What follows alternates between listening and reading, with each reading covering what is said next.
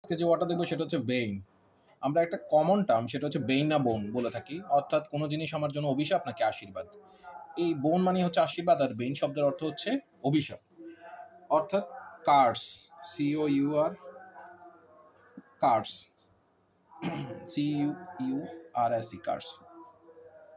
আচ্ছা, that means something that cause harm or trouble, that is bane। আচ্ছা, এখান থেকে আমরা একটা পাই সেটা হচ্ছে বেইনফুল, বেইনফুলি। ব্যান, ব্যান শব্দের অর্থ কোনো জিনিসকে কি করা, নিষিদ্ধ করা। তো বেইনফুল, ব্যান, বেইন বা বেইনফুল এগুলো সবগুলোর অর্থ হচ্ছে কি কি একই রকম, সেটা হচ্ছে পাপ, অশুভ, সর্বনাশ, অকল্যাণকর, অকল্যাণকর। ঠিক আছে, তাহলে এটা ছিল কি আমার বেইন। এর সিনোনিমগুলো হচ্ছে কার্স, ম্যালিডিকশন, মিসফরচুন, আচ্ছা মিসফরচুন, ফরচুন, আচ্ছা তার পরবর্তীতে হচ্ছে মিনাস, তার পরবর্তী স্কার্জ, SORG, স্কার্জ। আর একটা ওয়ার্ড সেটা হচ্ছে নেমেসিস।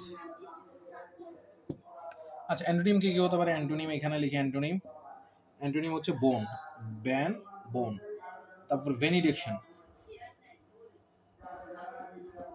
ম্যালিডিকশন শব্দের অর্থ হচ্ছে আমার কি অভিশাপ দেওয়া, আর ভেনিডিকশন শব্দ হলো আশীর্বাদ, আর হচ্ছে ব্লেসিং যেটা কমন। আচ্ছা, তাহলে বেইন শব্দের অর্থ হচ্ছে অভিশাপ।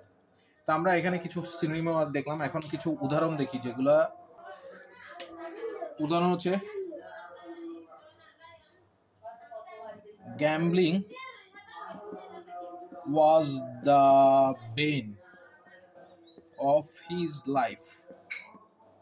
Okay, telephone was the bane of my life. This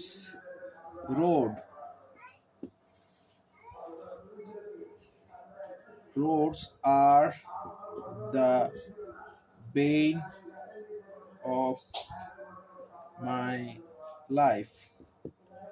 ঠিক আছে, আরো বলা যেতে পারে, some people believe that the technology is the bane of social interaction, and since face-to-face interaction has gradually become less because of it. তাহলে বেইন শব্দের অর্থ হচ্ছে অভিশাপ, আর বোন শব্দের অর্থ হচ্ছে আশীর্বাদ। বেইনকে আমরা মনে রাখতে বেইনফুল, বেইনফুলি, ব্যান থেকে। ঠিক আছে, ধন্যবাদ।